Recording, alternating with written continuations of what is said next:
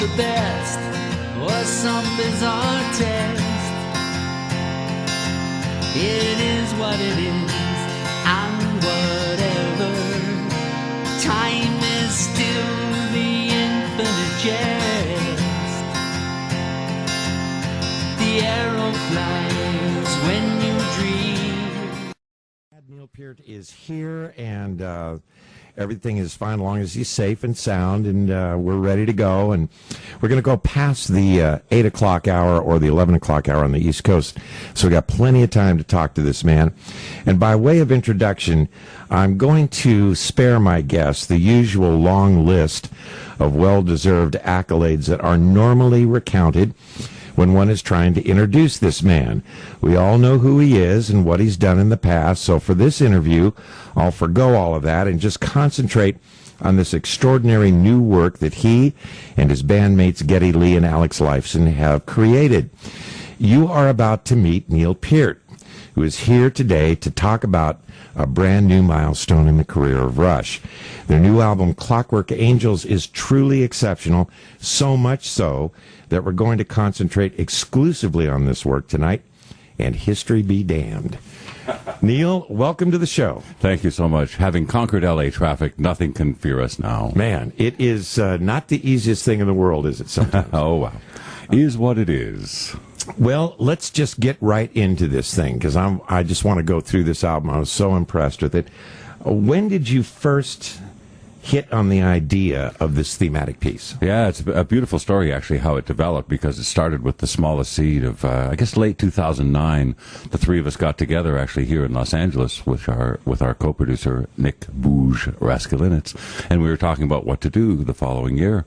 And we talked about different possibilities of making a new album, doing a tour, and Geddy brought up the idea that he's always wanted to do a compilation of our instrumentals.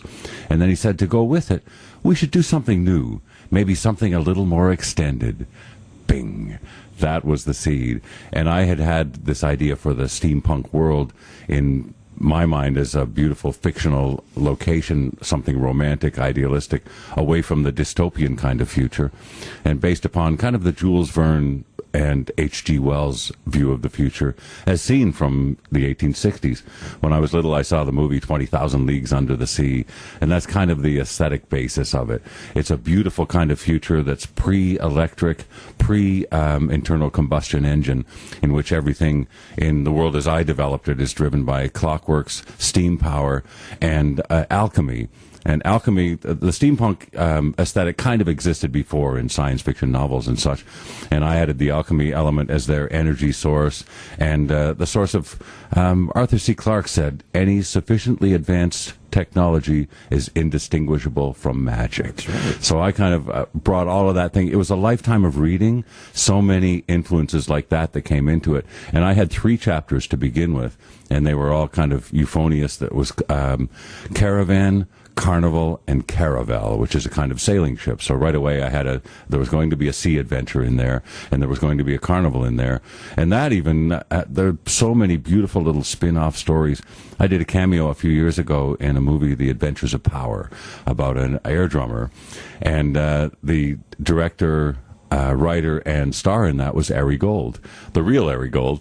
And his father, Herbert Gold, was a novelist in the Beat era. So in the time of Kerouac and Ginsberg, he was writing a different sort of modern but traditional novel. And there was one called The Man Who Was Not With It that was about a carnival scene in the background of that. So all of that wove into it, and it gets so many influences. So the story grew in the telling. Early 2010, we started writing songs for it, and then recorded the first 2, Caravan and BU2B, and a number of others were written at that time. And then we took a break, and did a tour.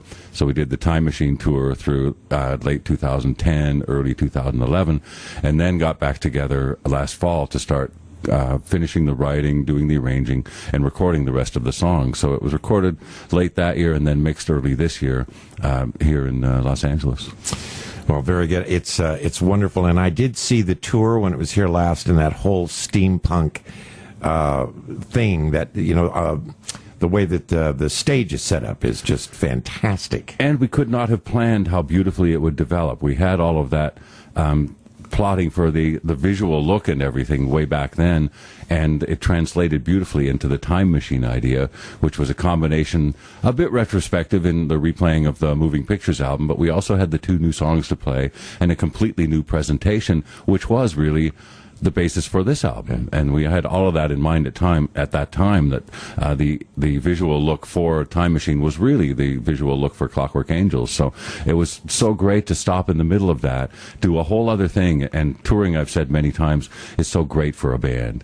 And all of us too had another kind of a subtext going on, another ambition to become more improvisational. And we were working on that during the tour, each of us in our solo spots and then together in certain parts of the album, which was, after 35 years and more together, an amazing thing to launch on a completely new direction. We'd worked on all these years of becoming very compositional, very detail-oriented, very arrangement-oriented, such that when we recorded what we considered to be the benchmark performance of a song, all we had to do was try to reproduce that every night, and that was our goal. Try to be as good as the record. And suddenly, boom, we've struck out in a whole new direction that's much more spontaneous, and it came to fruit on this album on every level. The songwriting, the lyrics, the drum parts, and each of our individual parts on the album were so much more improvisational. Even the lyrics, while Geddy was recording some of the songs with Nick, and I wasn't there, we were emailing, texting back and forth on little changes on the fly and changing it as we went, making it up as we went along. So that was really an important spirit about, I think, how this album came together, because it appears to be a carefully structured, arranged, organized, and performed piece, as ours normally are, but in fact it was conceived and executed in that completely different way. Which I would have never guessed, because it is this concept album, this thematic piece with this wonderful storyline running through it. That's fascinating. We're going to go through Clockwork Angels now, song by song. Mm-hmm. And I'm going to ask you to read the prose that tell the story. We're going to put you to work, because there's this wonderful written piece that introduces each song as kind of the narrator for the story. So let's begin with the opening piece of the album and have you read this narration. Sure, yeah. These are, in fact, just little prose introductions that accompany the lyrics in the album. And the other interesting side note on that is I've also been working on the novelization with a longtime friend of mine, Kevin J. Anderson, and he did the heavy lifting on all of that, but I've consulted all the way along, and again, he and I exchanged notes sometimes dozens of times a day on little ideas and that. So I've spent the last 2 days, in fact, narrating the audiobook version of the novel, so I hopefully am in good practice for this. So we'll be narrating just the prose introductions to the lyrics that appear in the package. So, song number 1, Caravan. It seems like a lifetime ago, which of course it was, all that and more. For a boy, life on the farm was idyllic, but for the young man I became, that very peace and predictability were stifling, unbearable. I had big dreams, and needed a big place to explore them, the whole wide world. Near our village of Barrel Arbor, the steamliners touched down and traveled on rails along the winding Pinion River toward Crown City. Watching them pass in the night, how I prayed to get away. And Caravan, track 1 from Clockwork Angels in this wonderful concept album. And the album begins with the song that we just heard, A Young Man. This is about a young man who's reached the age where he can finally leave home and pursue his dreams. And this is a rite of passage that we all go through, men and women, of course. And it doesn't seem to matter if you were... born in a big city or a small town or on a farm, wherever it is, you've got. And Caravan, track 1 from Clockwork Angels in this wonderful concept album. And the album begins with the song that we just heard, A Young Man. This is about a young man who's reached the age where he can finally leave home and pursue his dreams. And this is a rite of passage that we all go through, men and women, of course. And it doesn't seem to matter if you were, born in a big city or a small town or on a farm. Wherever it is, you've got to go. An odyssey, right? It's the classic rite of passage and to go off voyaging and adventuring. Exactly. And the line, I can't stop thinking big, particularly poignant in this guy's case, as we find out later. Yeah, and I love the way little things come together, because I had that line early on, and then Geddy said when he was putting together the vocals and all that, he needed one more line. So I thought about it and thought, oh, in a world where I feel so small, I can't stop thinking big. Yeah. That's one of those lines that wouldn't have happened if he hadn't asked me, for some little thing. And it's part of the great part of collaboration too. Right. I love the fact that, again, when I brought this in, there were only 3 chapters to the story, and it grew along the way. And a lot of times we were working kind of remotely with Geddy and Alex in Toronto, and I would be sending them just pages of stuff and overwriting as I usually do. And Geddy is great at trimming my excesses, as it were. So I would give him all this imagery that doesn't necessarily work well in sung vocals. So it would get trimmed back to the bones of the story, as it were. But at the same time, it was fleshed out by all the background that I did weave into it, and that will emerge in the novel. Before we move on to the next song, I got a question from a friend of mine I work with at Sirius XM. His name is Dominic Nardello, and he's the program director of Deep Tracks and a big Rush fan. And he wanted to know about recording your drum parts for the new CD. You had a producer stand in front of you and conduct your performance with a drumstick. Is this true? Yes, absolutely. I was so determined to be spontaneous this time, and after 45 years of playing the instrument, I had kind of developed the tools to be able to do that. I studied with a well-known drummer and teacher, Peter Erskine, a few years ago, and at the time I was really studying with him to enhance my knowledge of jazz and big band playing in particular, leading up to a Buddy Rich tribute concert.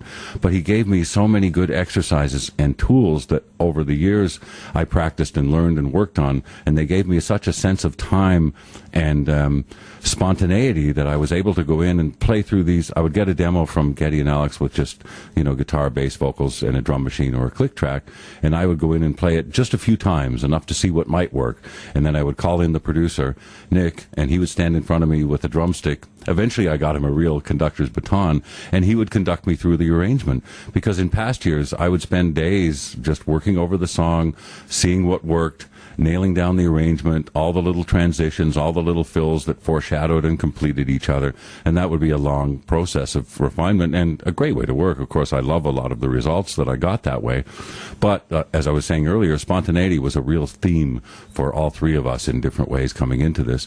So I was able to do that this time and just go out there and just start recording and see what happened, and he and I would stop between takes and discuss what worked and what didn't, and he would give me lots of great suggestions, and then I would just whale through it again, and eventually we'd capture things that were only done once.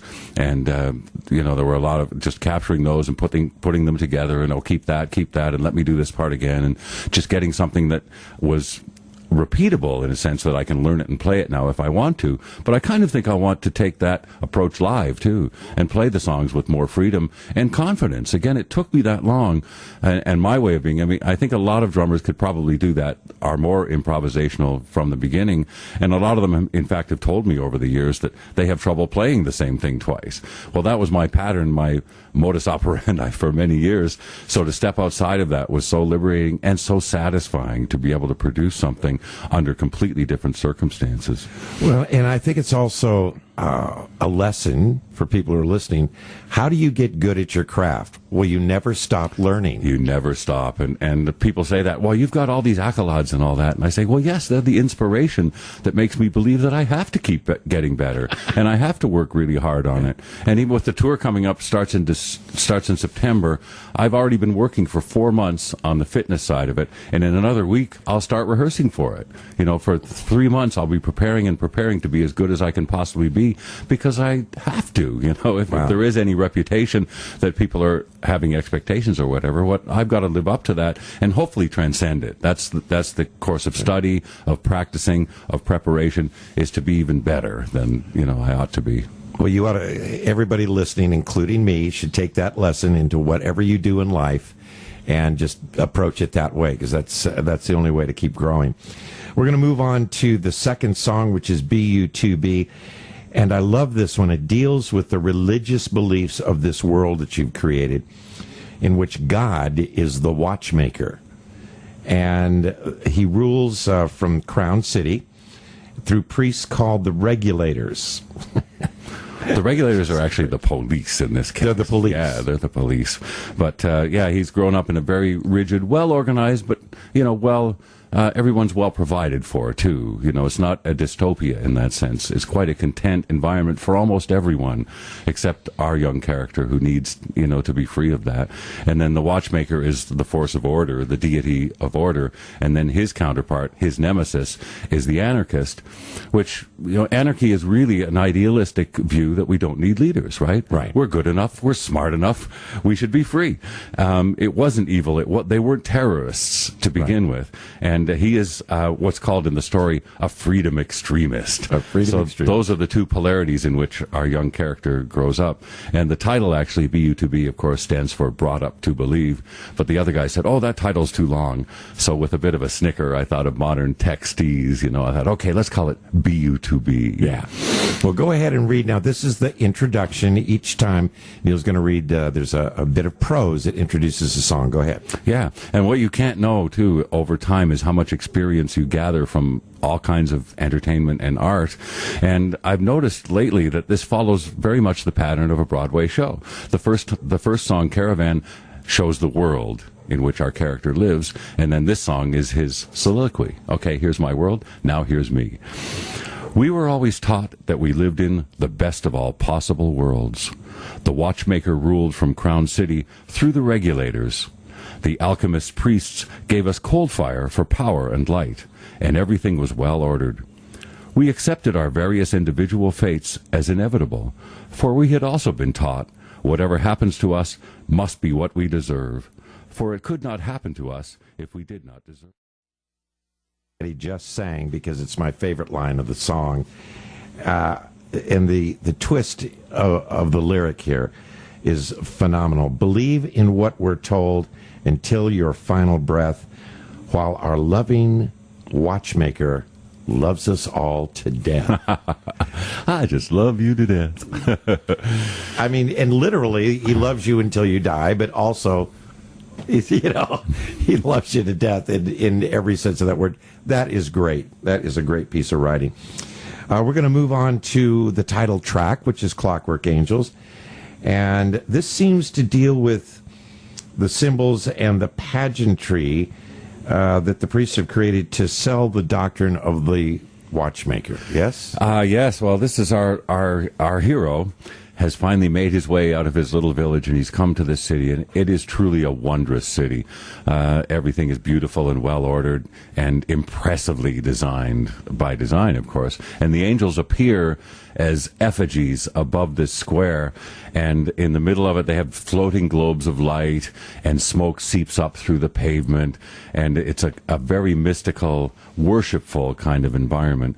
And the thing that occurred to me there about the angels is that they are the pageantry, yes, that he's developed, but another thing that he's learned that goes back to Roman times about how to rule people, give them bread and circuses, and they will never revolt.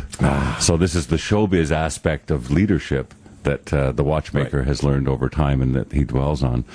So, Clockwork Angels, the place I had most wanted to see, Kronos Square at the heart of Crown City. I had seen many images of the city before, and Kronos Square, but nothing could convey its immensity, the heaven-reaching towers of the Cathedral of the Timekeepers, or the radiant glory of the angels, land, sea, sky, and light, bathed in the brilliant glow of the floating globes.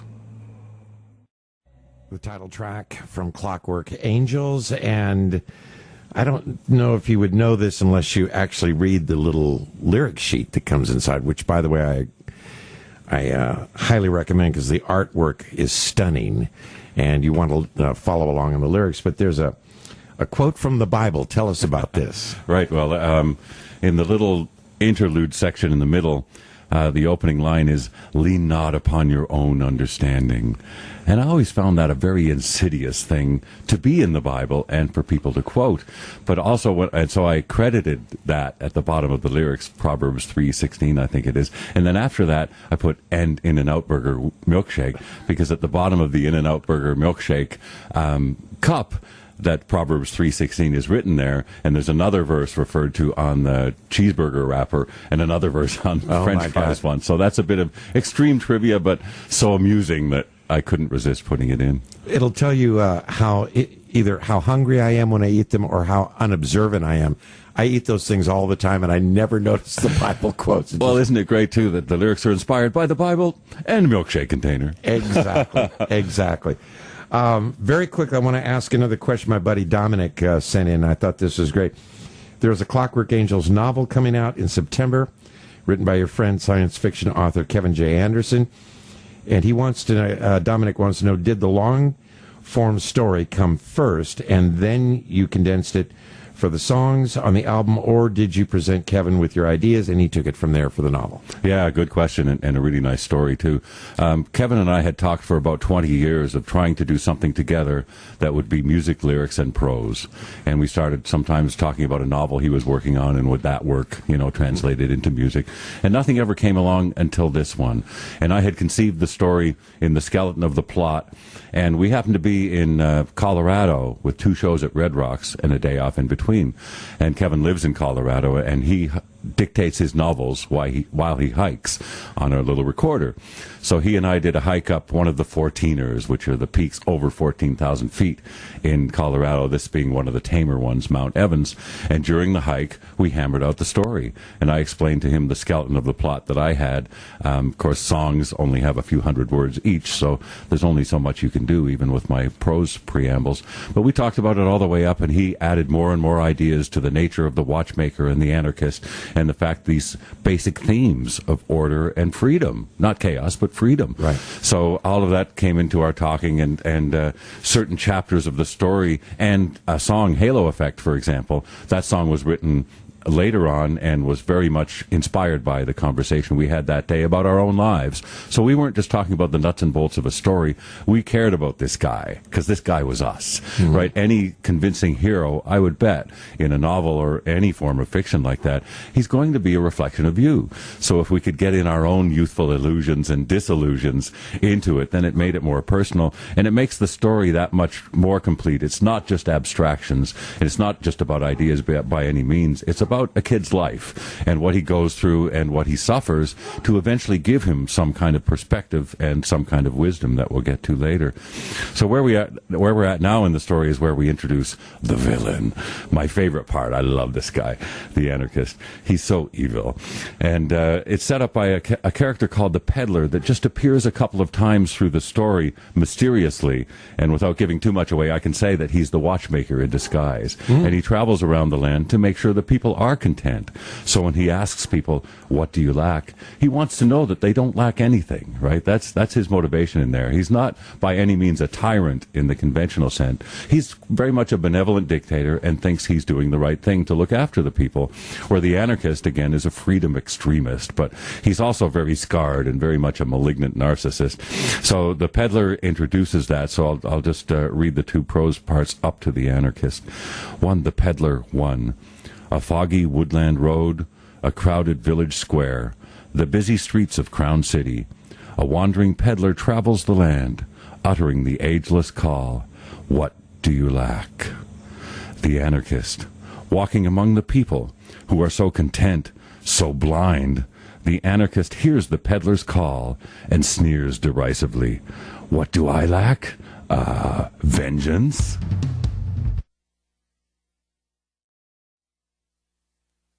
And before we move on to the next track, I want to talk just a bit about this song, because I thought this was kind of fascinating, and maybe I'm interpreting it wrong, but what struck me was, rather than coming from the point of view that the character in the song sees through the falsehoods of what he's being told or sold, or however you'd like to put it, he believes that he is this way because he was born lacking certain things. Brought up lacking is probably more important. Brought up lacking. Yeah, the joke, we had a song on Snakes and Arrows called Malignant Narcissism that came from South Park, the Team America movie. Oh, yeah. And there's a scene in it where Lisa's the expert on terrorist psychology.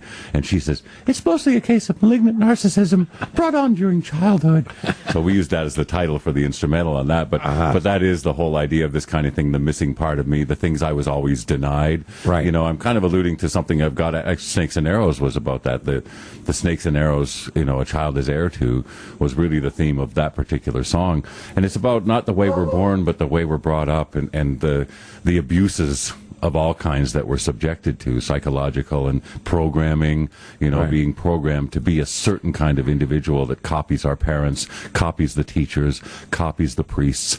All of those elements of imprintation, I think, were what I was getting at there, that this guy had. I like the quote, I am the way my life has made me, I am, yeah. Yeah, he's a product very much of what he's been through and what he's been denied, the missing part of me that grows around me like a cage. When I first heard Geddy sing that, it meant so much more than it did when I wrote it. It's one of I love that sometimes when a line really comes to comes to life by being sung, and that was definitely one of those. When he repeated that line, I got those chills. Whoa, I didn't think it was that good. Yeah. The missing part of me that grows around me like a cage. Before we move on, my buddy Dominic again sent some great questions, and one of them, which I thought, well, this is a dumb question. He said, have you ever considered taking people out with you because things are so complex? And it turns out it was a brilliant question. Tell them why. Oh, well, we have, I guess, 4 of the songs on this, maybe 5, have a full string section that we recorded in January here to go on the album. So, we're talking about possibly augmenting our live performance in that way. So it turns out Dominic gave us a good question, which was right on point there. Very good, Dom. Okay, let's move on to Carnies. Yes, this is where our young fellow kind of finds himself. The beginning, he finds another group of like-minded, freedom-spirited kind of people and pitches in to work with them for a while. And that brings us out to the climax of the story, to where he and the anarchist really clash in this part. And it's where he's working for the Carnies, and he sees the anarchist sneaking around with this detonator device. And he calls out the alert, and the anarchist throws it at him, and all innocently he catches it. And then he calls out this warning, and all the people turn around and see him with the detonator in his hand and think, he's the anarchist. So this precipitates his flight into exile and the next whole segment of his story, his life, his adventures. Right. 5, Carnies. I found work with the traveling carnival, and for the Midsummer Festival in Crown City, our games and rides were set up right in the middle of the square, beneath the angels. One night, amid the noise and confusion of the crowded midway, I saw a man working with wires and wooden barrels. He stood and turned, the anarchist, holding a clockwork detonator in his hand. I called out to warn the crowd. Then suddenly he threw the device at me, and I caught it automatically, just as the people turned to look my way. I escaped, but in disgrace. We're speaking with Neil Peart, drummer extraordinaire of Rush, and we're talking about the new Rush album, Clockwork Angels, that is just out. And the reason that we're asking Neil to read some of the lines here with me is because there's these wonderful bit of prose before each song that kind of moves the story along. He has been reading this for the book, the audio book, and now he's here warmed up and ready to do it for us, and we appreciate it. Let's move on to the next song, which is the Halo Effect. Yes, Halo Effect is the relationship song of our hero's adventures. And he, in his little village, he was betrothed to a girl that he was just expected to marry, and went along with all that. And then when he traveled, he met this exotic trapeze artist, Francesca, and falls in love all over again. But she rejects him, and he thinks that she's treated him with contempt, and he's humiliated, and goes off into exile with those feelings too, that he's been disillusioned basically in everything that he was brought up to believe. Good way to put it. So I had fallen helplessly in love with one of the performers. She was so different from the girl I left behind, and I was beginning to understand I had only pretended she was right for me. I pursued my beautiful acrobat obsessively until she let me be with her. Then I suffered her rejection and contempt. Once again, I had created an ideal of the perfect soulmate and tried to graft it onto her. It didn't fit. Such illusions have colored my whole life. I think there's a great lesson in this song to not to try to project your vision of what someone should be like onto someone else. Rather, just try to find someone that is your vision, yes? Yeah, but it's hard to do, isn't it? I mean, we all do that when we meet someone who's attractive, and that's what the halo effect in psychology is really about. The attractiveness blinds you to the essence of the person. That's probably the best way to put it. Yeah.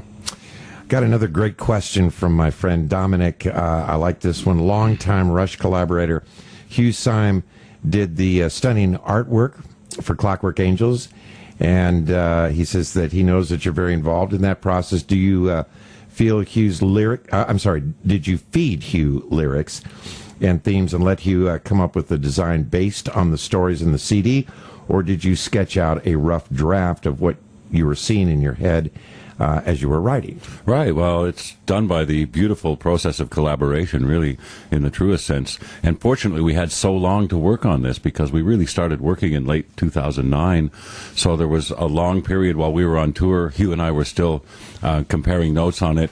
And it was a product of both of our inspirations, really. I gave him lyrics, of course, and the basic visual premises of the different songs and settings, and then he would take it from there and create illustrations, and then I would say, oh, this is great, but how about this and this, and that, just the same way that the three of us, Alex and Getty and I, work together on songwriting, is adding our ideas and then feeding back each other's responses to them, and that's very much the way that Hugh and I work too.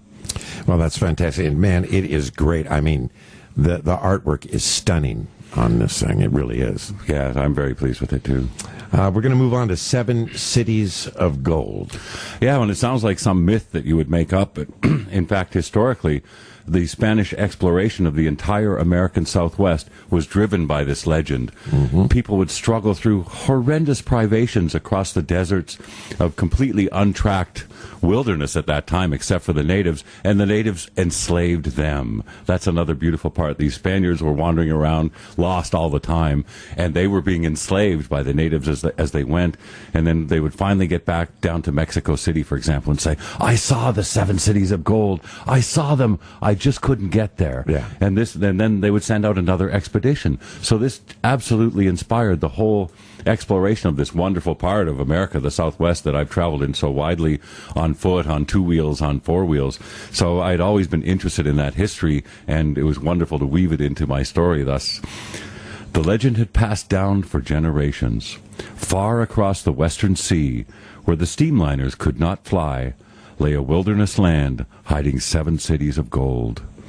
I dared the crossing on one of the stout ships that followed the trade route to Poseidon, a tough port city. I worked there for a while on the steamliners that served the alchemy mines, then eventually set out into the Red Rock Desert. The stones were sculpted into unearthly monuments, and the country grew cold as I traveled north in search of the most famous city of gold, Cibola. Its name has sounded in my dreams since childhood. Clockwork Angels. My guest is Neil Peart of Rush, and we are going through Clockwork Angels song by song. The next one up is The Wreckers. The Wreckers. Narrowly escaping a frozen death in that desert, I made my way back to Poseidon and found a berth on a homeward ship. Caught in a terrible storm, we seemed to find salvation in an unexpected signal light. Steering toward it, we soon learned it was false, placed by the denizens to lure ships to their doom on the jagged reefs. They plundered the cargoes and abandoned the crews and passengers to the icy waves. The backstory or the inspiration for this song, it's just brilliant. Tell everybody very quickly where the inspiration for the song came For from. Headlong Flight, yeah.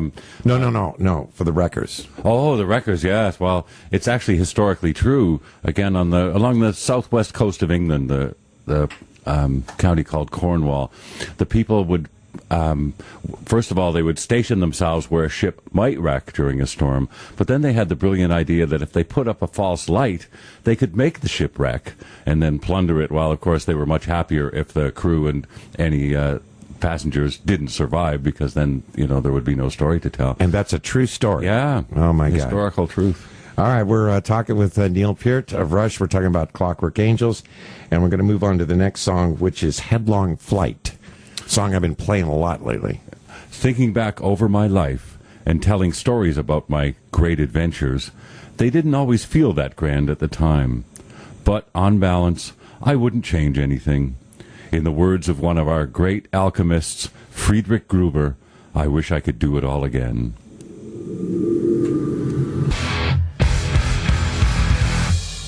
We're talking with Neil Peart of Rush about Clockwork Angels. Very quickly on this song, I like the fact that through all the good and bad things that's happened to this character, he wants to live it all again. Yes, it was actually one of it was the last chapter that was added to the story and the last song to be written for it.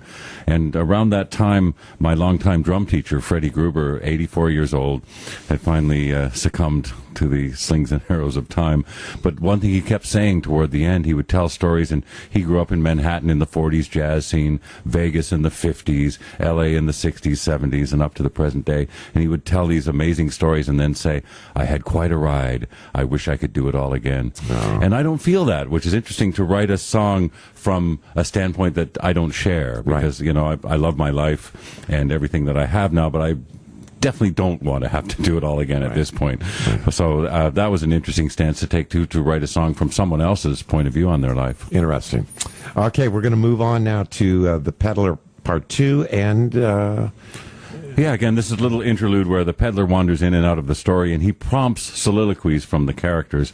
And in this case, he brings up BU2B2, which my character has been through an awful lot by then. Peddler 2, the ever-wandering peddler, what do you lack? Those fateful words, what do you lack, spark an inner monologue about all that I have lost. No more boundless optimism, no more faith in greater powers, too much pain, too much grief, and too much disillusion. Despite all that, I realize the great irony that although I now believe only in the exchange of love, even that little faith follows the childhood reflex that I was brought up to believe. Comment on that one for us, will you, Neil? Again, just... our character finds himself at the end of all these tribulations where everything that he was brought up to believe has come under fire and really has been shattered for him, basically, at this case. And it's the nexus at which he turns to his own resources and his own experience, and he holds on to some faith in the exchange of love, like I said in the little prose preamble, but he has to know how to deal with all these negative feelings and all these negative people that have been basically assaulting him throughout the story. So that leads perfectly into the wish them well thing, because I think that's a really important realization in life, that all you can do with these people is turn your back and walk away, be glad you're not that way, and wish them well. And that translates even wider among the leaders and people that are trying to do something in the world. Wish them well. You know, it's hard to understand all the negativity that goes out through all the avenues of the media and the interweb and all of that, where these people are just fulminating full of poison and toxic anger and all that, when really that's a much healthier way. If something really annoys you and you can get away from it, get away from it. If somebody's trying to do something to the best of their ability for everyone's benefit, then wish them well. Right. Victimized, bereaved, and disappointed, seemingly at every turn, I still resist feeling defeated or cynical. I have come to believe that anger and grudges are burning embers in the heart, not worth carrying through life. The best response to those who wound me is to... It's wish them well, and it's a phenomenal thought, and it is, you know, turn the other cheek and all of that. The question is, can you do that in your own life, Neil? You can try to. I think that's a realization. These last two songs really represent a kind of culmination of my own experience, my own thinking, and resolutions. I think Wish Them Well is just a resolution that we should try to do. And I think you can learn healthier ways to respond to negativity like that, and to toxic people. You know, like I said earlier, if you can avoid them, you're not turning the other cheek, because you're not going to stay there and be abused, right? You're going to say, okay, bye-bye, I'm glad I'm not like you, I am gone. Right, because it's hard when someone is attacking you not to defend yourself. And I guess the ideal is, if you can extricate yourself from the situation, do it. Yeah, if you can. Yeah, and don't waste your energy too on returning grudges and hatred and you know, the negative feelings that only poison you. That's one thing I've always hated about the feeling of anger. It leaves me with such a hangover after. If I get mad at someone, right, even in traffic, you know, even if I'm like today on my bicycle and somebody, you know, gratuitously cuts me off, and that anger that you can carry, isn't good for you, and it doesn't help the situation one bit. So if you can learn to just say, okay, you're a jerk, bye, you're not in my life. It's almost like racism. The racist is carrying that around all the time, but he may not even know that the people that he's putting his hate onto, they may not even know it. And they are not causing it. Yes, people have this anger and this frustration, and again, the story's woven with that. The anarchist is an extreme example, but everyone does have that. Everyone has the scars of anger and frustration and dissatisfaction with their own lives, and then they project them on someone else and blame them.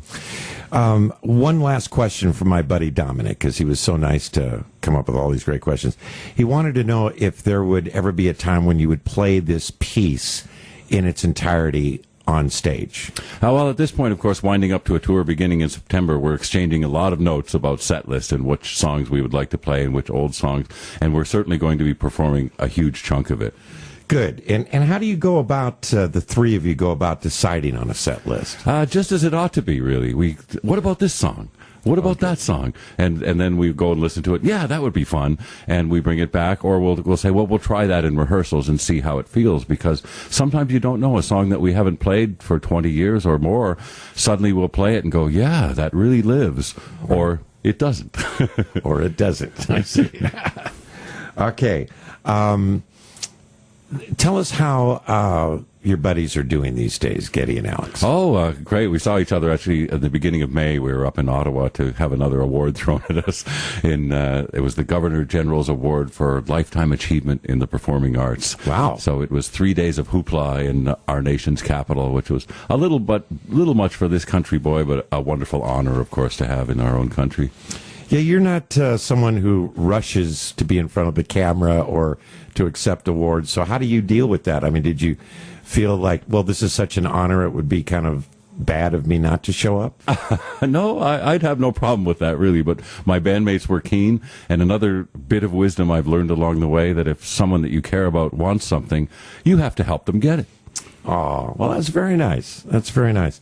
And you know what else is nice is to hear with what kindness and respect that you speak of your bandmates after all this time.